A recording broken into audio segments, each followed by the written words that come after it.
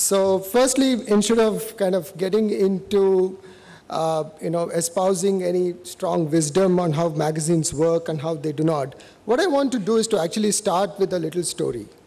And this is a story, of course, which in today's context, at some point of time, you'll find the magazines will have a fairly strong role to play. Interestingly, the story starts in 2008. And I think many of us in this room will recognize what a fantastic year 2008 was. I think we all got our best increments in that year. We've got all the best bonuses in that year, and so on and so forth, right?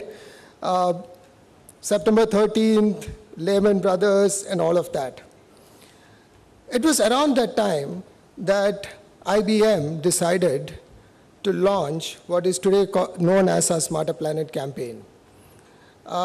Extremely counterintuitive, because you would imagine that in a situation when businesses across the world are crashing, right, when typically you would expect businesses, and that too businesses like technology, like financial services, to actually pull back and focus more on sort of generating demand on a day-to-day basis.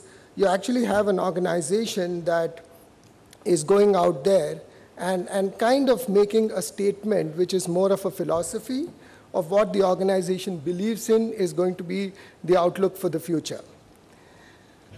And interestingly enough, the way we did it in IBM, and that's how the story goes, right, was to do it through talking about what we believe is going to be the state of the world over the next 3, 4, 5 years.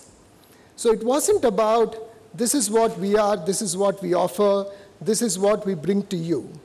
It was more about, this is where we believe the world would be going. This is where we believe, or this is what we believe need to be done so that progress can be achieved. These, we believe, are going to be the key drivers of business success going forward. This was a story that we all thought was best told through magazines. And somewhere along the way, I realized that that possibly kind of brings alive a lot of what today's presentation talked about. More and more what we see is that it isn't a game about generating visibility, but it's about generating relevance. And what we find is it's about, as Krishnan said, how do you build relationships, right? How do you deliver value?